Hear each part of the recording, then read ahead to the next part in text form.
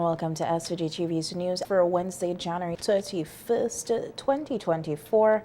I'm Troska Campbell with the details. Over 500 Vincentians are expected to be employed with Sandals Resorts in Vincent when it opens for business in March of this year. This is according to Minister of Finance, Economic Planning and Information Technology, Camille Gonsalves, who on a visit to the resort site at Buckaman Bay on Tuesday said the resort investment is one of the largest private sector investments ever on mainland St. Vincent, costing in excess of $200 million. Now, to put that in perspective, the cost of this resort is about what the government paid to build the Argyle International Airport. So when people start to say the airport and was it worth it and all the rest of it, if it's not for the airport, you wouldn't have this. So this essentially is paying for the airport, quite separate and apart from all the other developments that we're having. The Sandals International Resorts Company is expressing their faith and confidence in the plans that we have to develop tourism in St. Vincent and the Grenadines. You don't come and put $200 million down if you're not sure that tourism is going in the right direction in St. Vincent and the Grenadines. And this is a massive investment. We have currently over 500 Vincentians working on the site, plus some foreigners. And when the hotel is opened, it's going to open with 575 locals working here. And by the beginning of next year, so in March, when they open, they're going to have 575 Vincentians, and they're going to ramp up till the next tourist season, so that in January of next year, they're going to have 900 Vincentians working here, which will make Sandals one of the largest employers in the country. It's going to be the largest magnet for guests in the country. It's going to have spillovers for farmers, for taxi drivers, for tour operators, and for the workers themselves here. It's going to be a huge economic engine in St. Vincent and the Grenadines. And we're very happy that we were able to sell them on St. Vincent and the Grenadines. I remember when we first brought Sandals here to show them the property, the Argyle International Airport wasn't even built yet. But we began our work, and it's taken us a while to get here. You remember that this property was tied up in all sorts of legal challenges. The former owners of this property, we had a lot of work to do to clean that up, to make sure that this would be an attractive investment property for Sandals, and we couldn't be happier with the product. Minister Gonsalves said he believes that St. Vincent and the Grenadines will have the best Sandals resort in the chain of resorts across the region. Real jewel in the chain, and I can't wait for everybody to see when it's finished. The landscaping is being done entirely by locals. There's a team of over 100 landscapers currently working, all local, and they have promised me that this is going to be the most beautiful resort in their chain, beautifully landscaped. We're really happy with where we are. We're really happy with the economic benefits. We talk about economic growth in St. Vincent and the Grenadines last year. This is one of the reasons why we've had some good economic growth, the massive investment, the massive amounts of employment, and the sustained work that's being done. Everything you see here is spending money in the economy.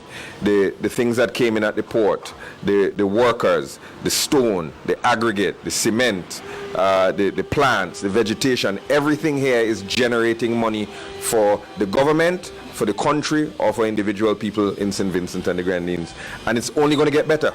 It's only going to get better once these rooms are filled. Once these 303 rooms are filled with couples, you're going to have 606 people in here, and they're going to be, every month, you're going to have a turnover of 2,000 people coming in and out of this hotel. And we're going to have 2,000 rooms, each one with 2 people, so 4,000. And it's going to be really, really exciting to see what this does to help tourism take off in St. Vincent and the Grenadines. The Finance Minister used the opportunity to commend Area Representative Dr. Rando Brewster in working along with Sandals International and the people in the neighboring village of Buckaman. He's gotten Sandals to be good corporate social neighbors. They've done work on the school. The shops that are out there on the beach, Sandals paid for them. The beautification of the beach that's going on the village side, Sandals is doing that. And that's due in no small part. It's due almost entirely to Minister Brewster's advocacy to make sure that the people of Bukoment are involved in this and that they feel ownership and they feel like this is part of the village and part of them. He's done a fantastic job, and he's gone above and beyond in making sure that this is not just a resort, an all-inclusive resort walled off from the community, but that it is a part of the community and that it will benefit the community. Already, people are making money, and when this hotel is full, Sandals has promised that they're going to have a weekly fish fry on the local side of the beach. So you imagine now, every week, the 606 people who are staying here, going across on whatever, Wednesday or Thursday, whatever, crossing the bridge and spending some money in the community. We're going to make sure that this is a model for inclusive and responsible and sustainable tourism in St. Vincent and the Grenadines. We're going to make sure that the farmers make some money, that their neighbors make some money, the villagers, and that local business people make some money. And most of all, we're going to use this as a platform to launch tourism in St. Vincent and the Grenadines to a whole nother level. And this is the foundation of that. We have many more announcements to come this year. I don't want to make them here, but believe me, we have some other big announcements coming in the hospitality space. But all of it is due first to the Argyle International Airport and the vision of the Prime Minister, and then the confidence that Sandals Resort has placed in St. Vincent and the Grenadines. Prime Minister Dr. Afghan Saab said he has made a plug for more scholarships for Vincentians to study in the UK. The Prime Minister was on NBC Radio today providing an update on his recent overseas visit to the UK and Uganda. I don't know whether we can get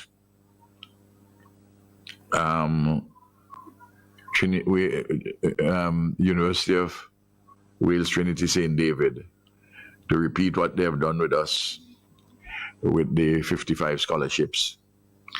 Time flies, eh? Because in May, June this year, July 9th. Yeah. July 9th. You going up? I want to, sir. You want to go up? All right. And that's a program, a gift worth in excess of £4 million. Mm-hmm. Remember that those were negotiated. First, I raised it with Prince Charles, who is now King Charles. And within a week, I got a call from the Vice Chancellor of the university. Mm-hmm.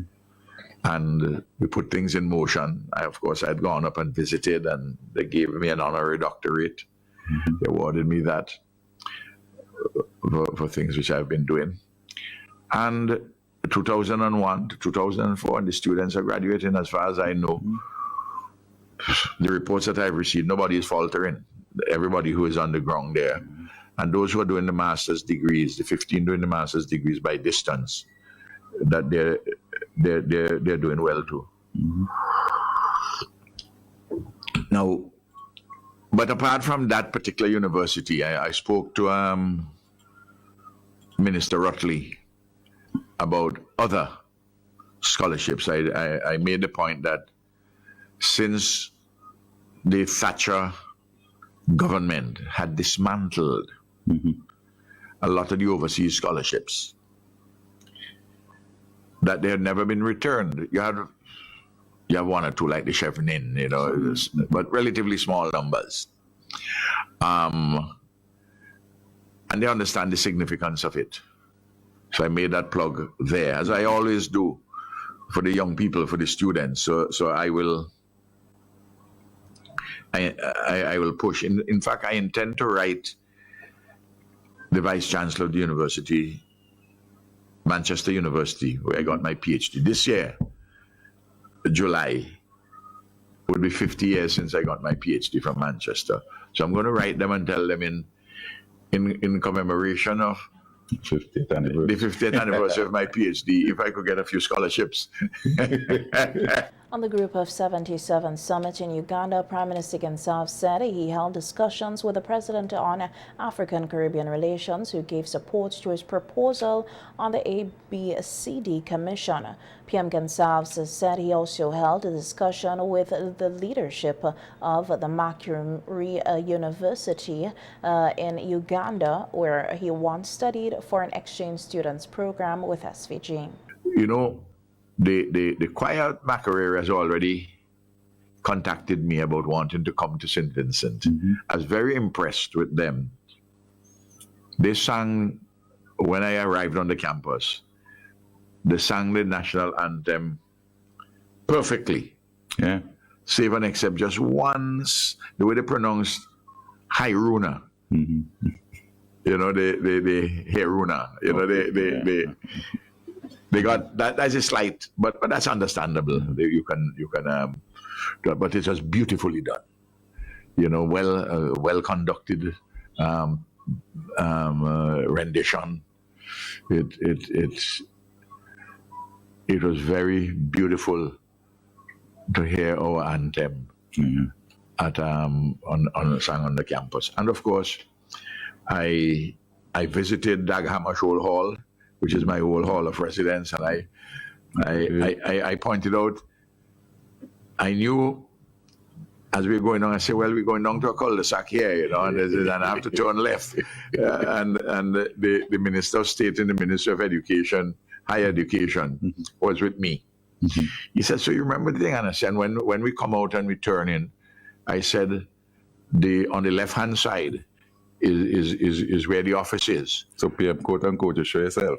I said, is the office still there? And when I remember the room, but the person who was occupying the room, a graduate student, a PhD student, also was not in the room, but I remember C17.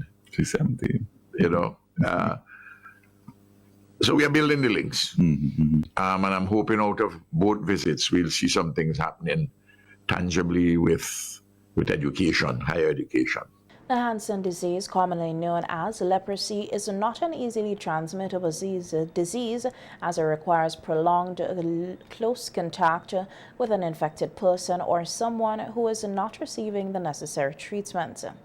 This is according to Medical Officer of Health Dr. Roger Duncan, who on NBC Radio yesterday said the threat of transmission is low and that the local health authorities will continue to monitor the situation. We've been seeing sporadic cases of leprosy or Hansen's disease, as we rather call it, in St. Vincent. So just to give a little bit of data, in 2016 we had one case. The following year, 2017, we had 2 cases. 2019, 1 case. 2020, 1 case. And 2022 was the last time we had a case here in St. Vincent in the Grenadines. But let's try and put this into some public health context. Leprosy is a disease that is not easily transmissible. Yeah? It requires prolonged close contact with somebody who is infected, or not just infected, but somebody who is not on treatment, infected and not on treatment, for you to catch it. On the effects of the Hansen disease or leprosy, Dr. Duncan said that the disease attacks the skin and other areas. He noted that the disease is treatable and the treatment is available here in St. Vincent and the Grenadines. It's a very physically debilitating disease. It attacks the skin, nervous system, so you could have, some malformation of the extremities, the fingers, the feet. You could have some chronic ulcers at the bottom of the foot. It affects the nervous system, which manifests itself in terms of numbness and decreased sensation in the affected organs. But it is treatable, and that's the good news. And treatment is easily available here in St. Vincent and the Grenadines. Currently, we have 1 person in treatment and care, and that treatment is free, of course. It's offered by the state, and you don't require any hospitalization, or you don't have to go in any special home or anything like that, because once you've started treatment, the ability to transmit the disease significantly decreases, so people could be treated at home. The Ministry of Health is advising the general public not to be startled by reports of leprosy in neighboring Caribbean countries. In addition, Dr. Duncan is appealing to persons to work hand in hand with the Ministry of Health, noting that if anyone exhibits symptoms or signs which bear resemblance to leprosy, to notify the health authorities immediately. We want to avoid the alarm and so forth, as the risk of transmission is low. So you can't get this by shaking hands or using the same utensils somebody else would have used, or sitting in the same van with them, or riding close to them, or them coughing or sneezing on you. So you have to have close and prolonged contact, and you need to know that. And then if you think you have any symptoms at all that resembles leprosy, anything at all, it doesn't matter. If you're worried about that, or you think a family member might be, then you contact your nearest health center or your healthcare provider, be that a public practitioner or private practitioner, and you have a conversation with them about getting tested and getting treatment if necessary. A plume of Sahara dust varying in concentration crossing the islands has reduced visibility across St. Vincent and the Grenadines in a moderate to thick haze. The SVG Meteorological Service says the Sahara dust concentration could thin out during Thursday night with slight haze across SVG by Friday. The Met Service says gentle to moderate southeasterly winds across our islands could occasionally increase on Thursday and decreasing during Friday night and Saturday. Marine conditions are slight to moderate in open waters with swells ranging from 0.5 to 1 meter on the western coast and 1 to 1.5 meter on the eastern coast. Small craft operators are asked to exercise caution for reduced visibility until Thursday night in moderate to thick haze across our area.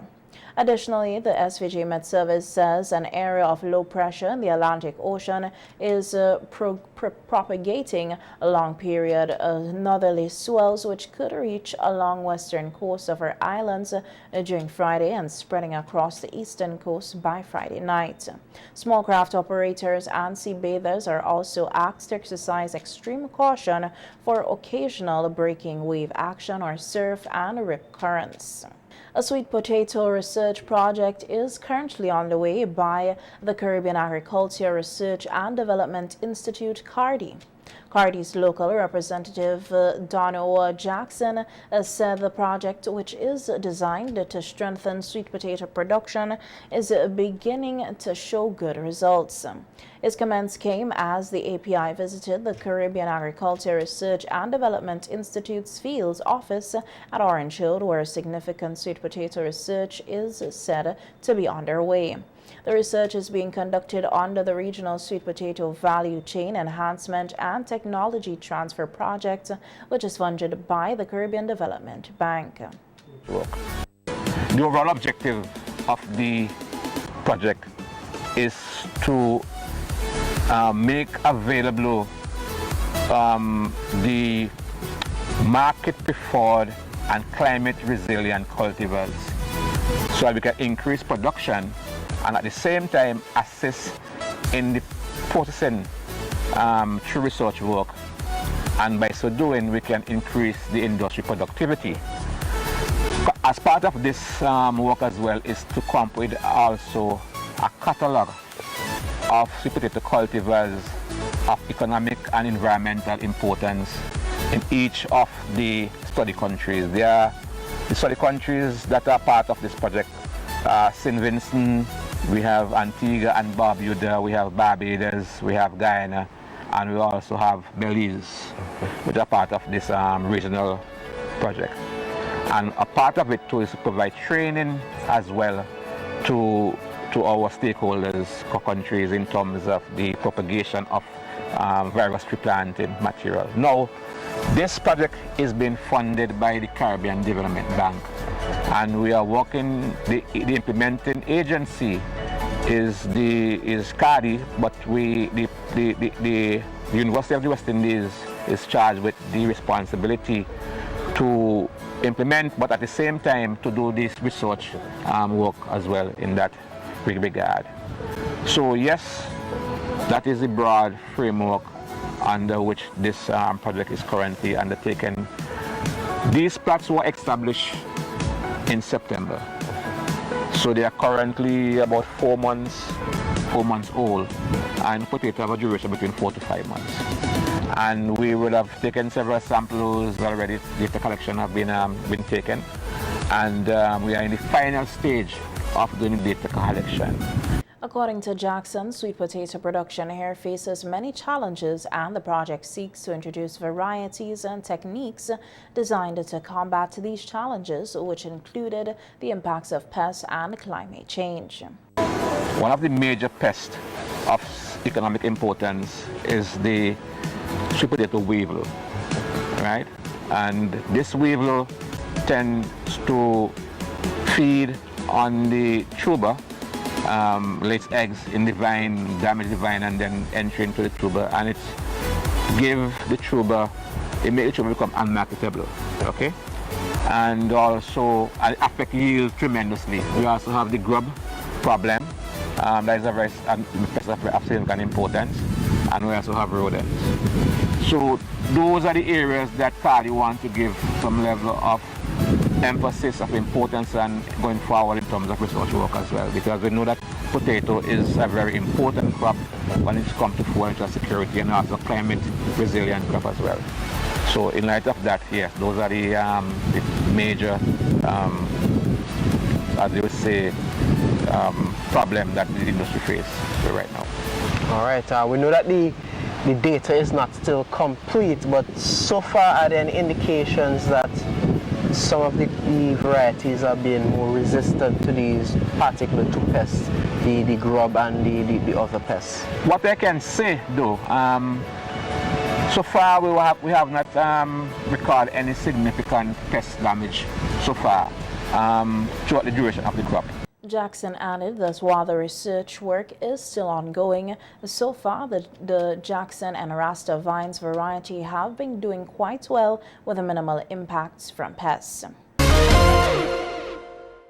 Nina Delves of St. Mary's Roman Catholic Primary School is the winner of this year's Grade 6 Harder Writing Competition. Second place went to Amira Harry of the Windsor Primary, and third place Calicia Rogers of the Petersville Primary. 10 students competed in the finals today at the French's House in capital Kingston. Here's a snippet of the writing pieces from the top 3. Haven't watched the news in a while, Ruby said. Well, then watch it, Jennifer replied. As Ruby watched the news, she gasped. Oh no, there's a hurricane coming towards our country, she cried. What? I have no supplies or money. How will I survive? Jennifer screamed in horror. Ruby glanced at Jennifer and then at the television. She stood there thinking. I know. Remember how you used to steal candy from other children?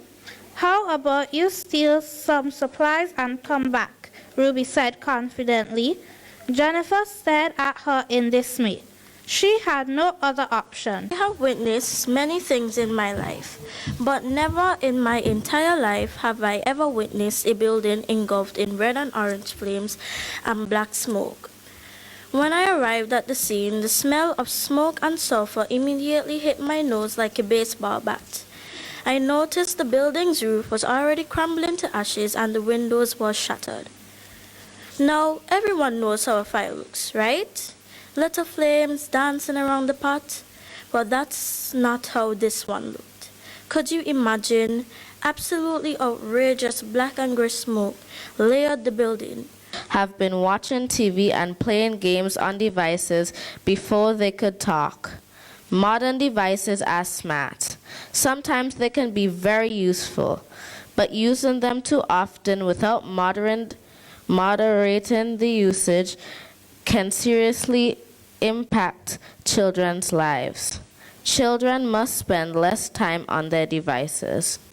Devices are a mermaid's captivating voice. They lure you in with fun games and cool movies, but it stares children away from their education, which should be their top priority. At the closing ceremony for the competition, Senior Education Officer Alia Gums-Dyer encouraged the finalists to use their writing as an instrument of positive change.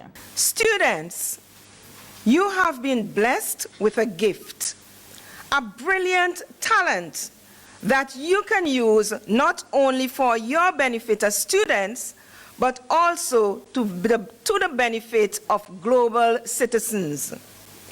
As you continue to write, you will become better writers.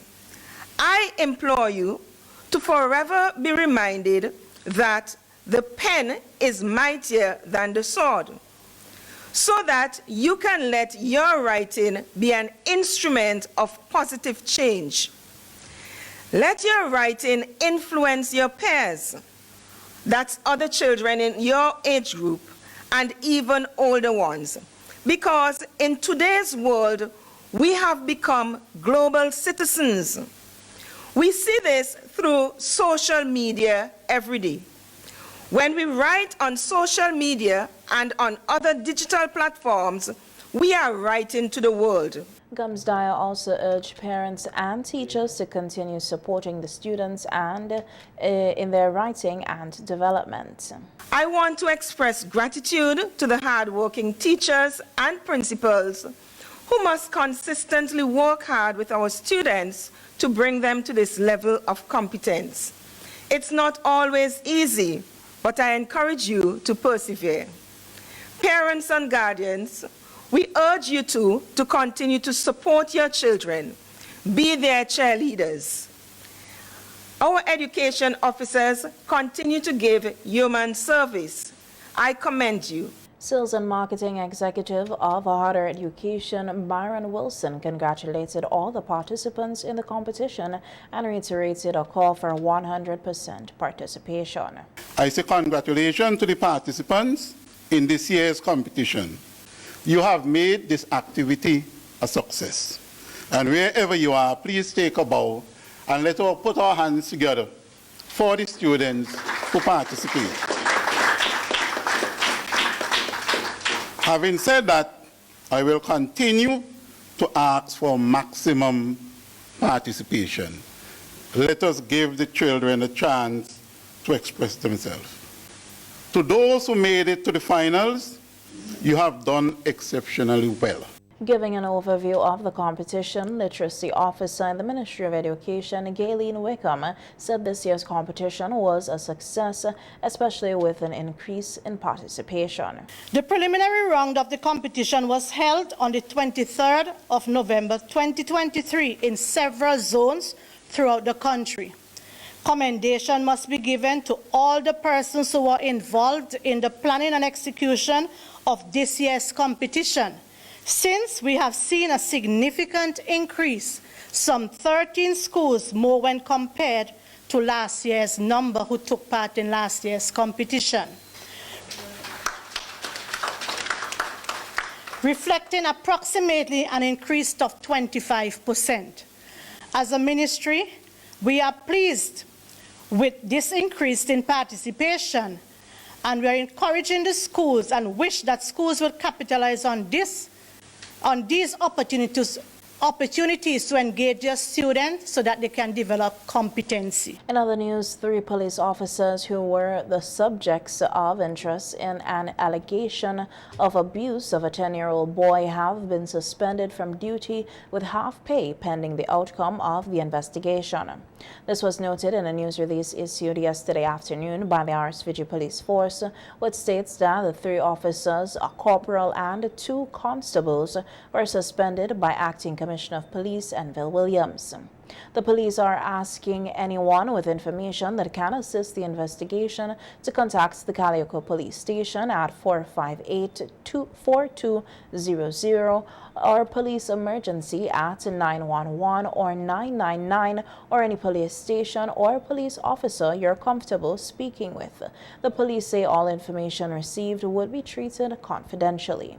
Deputy Commissioner of Police Frankie Joseph says the overall aim of the upcoming National Firearms Amnesty 2024 is to ensure citizens' safety. The focus is to enhance, improve community safety and security by reducing the ongoing threat of illicit firearms and ammunition in the state.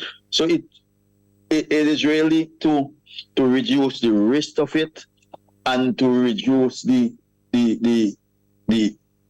injuries from it, to reduce homicide. We know that it is not possible to carry it to zero, but to reduce it as much as low as possible.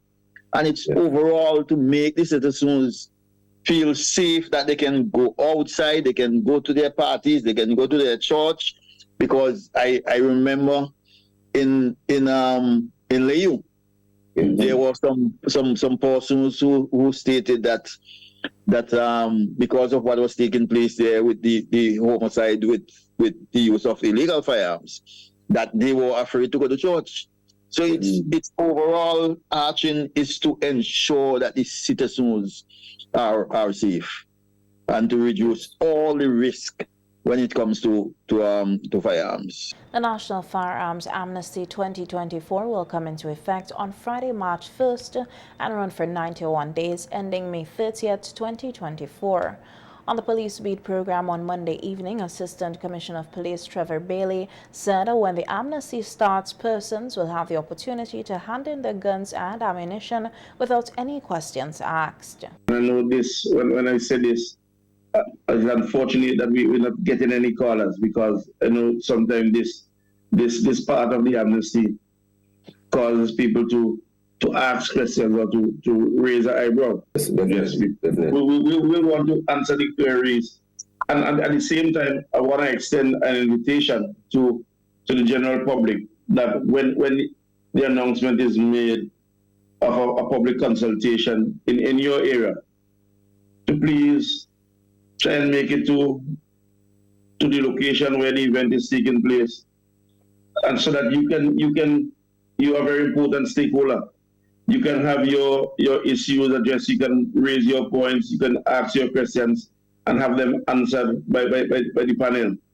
You know, the different senior officers will be in different areas on different dates to conduct these consultations. So I'm extending that invitation to be part of the process whenever a meeting is going to be held in your district.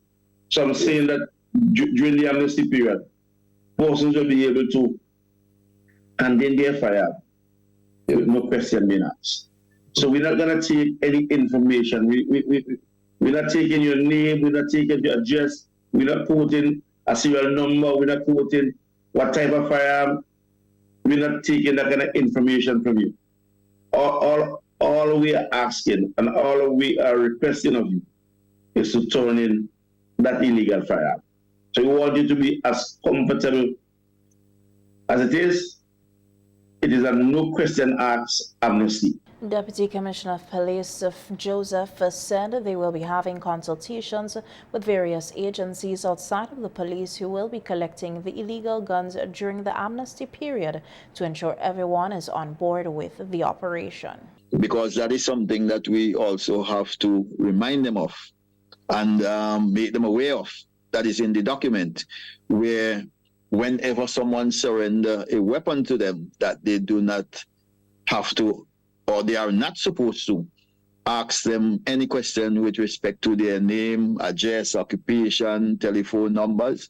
Just collect the weapon, say thanks, and we would collect the weapon from that person. Because the thing is that we can't have it both ways.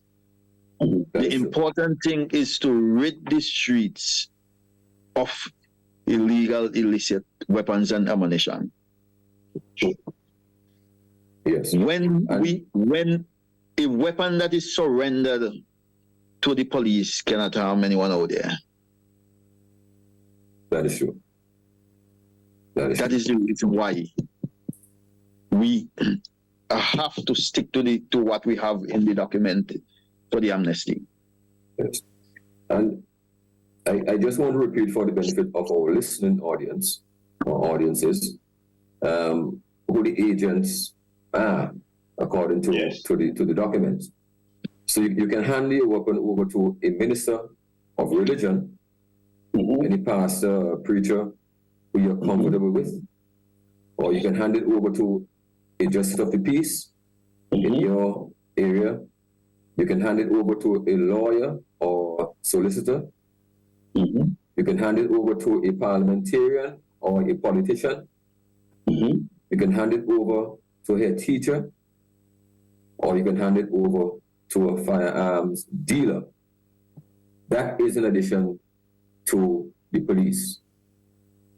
The police is the overarching, legal body that's, or legal repository of these firearms. So in addition to the police, you can hand over the firearms to all of these other agents who are respected and responsible people in our society.